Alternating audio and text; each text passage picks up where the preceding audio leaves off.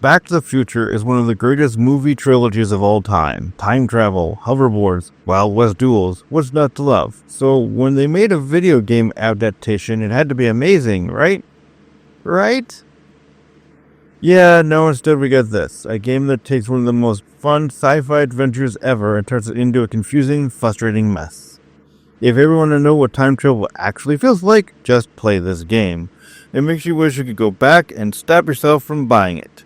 And I'm Professor Retro, and today we're going to figure out why Back to the Future 2 and 3 on the NES is a giant mess.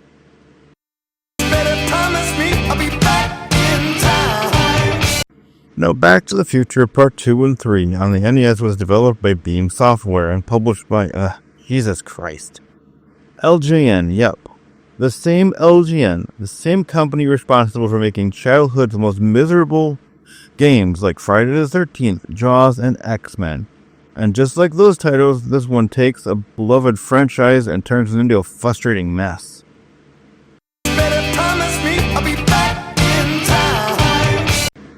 You ever play a game where the main character controls like they just drank 50 cups of coffee and put their shoes on backwards? That's Back to the Future 2 and 3.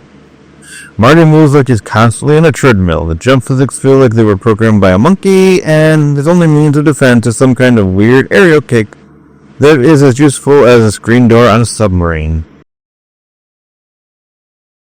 I swear, Marty's jump was designed to make you suffer. It's too short, to clear obstacles, too floaty, to land where you want, and the only thing you can do is survive. It's like someone made a game where the only button is die horribly.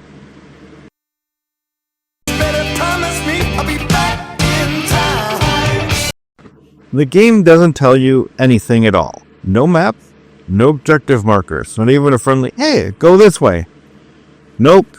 You're thrown at Hill Valley and expected to figure out like some kind of time travel detective. Next, let's talk about items.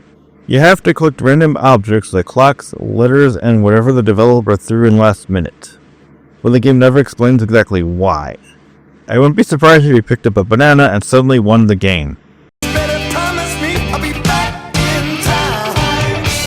Do you remember the hoverboard from the second movie? Now that was a super cool futuristic piece of technology that let Marty glide effortlessly over obstacles. Yeah, well, in this game it's basically a death sentence on wheels. You move too fast, the hit detection is awful, and dodging obstacles requires Jedi reflexes. It's like trying to ride a skateboard made of butter down a flight of stairs, blindfolded.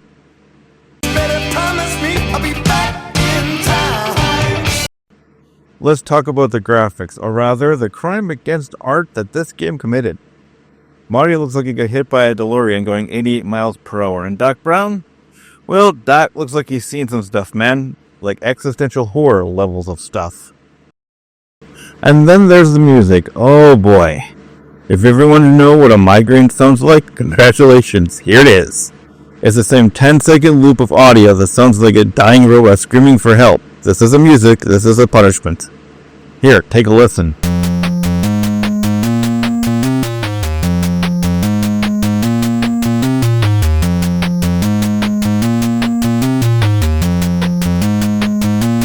Hell, I'd rather listen to Biff Tannen punch me in the face for an hour than hear this soundtrack ever again.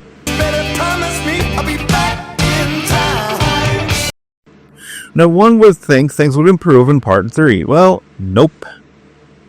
Instead, they somehow get worse. Instead of a hoverboard, you get pies. Yes, pies. Marty McFly, legendary time traveler, is now taking down enemies one pastry at a time. Back to the Future 3, Dawn of the Pastry Wars. And then there's the train level. This might be one of the worst design levels in NES history. You have to jump from train car to train car with zero room for error. Miss a jump, back to the beginning. Get hit by some random outlaw, back to the beginning. Don't like this game? Too bad.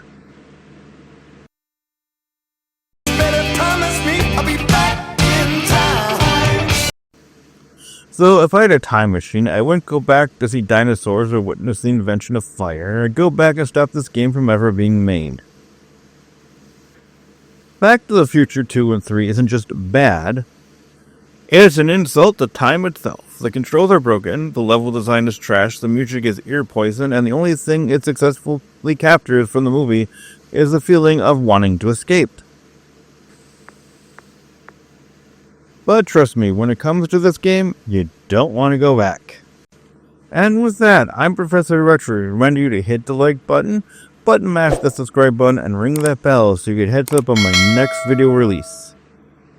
And let me know what you think of my other videos, and if you have any games you wish to torture me with, put them down in the comments below. Until then, keep your controllers plugged in, your consoles turned on, and remember, never go back in time. Thanks for watching.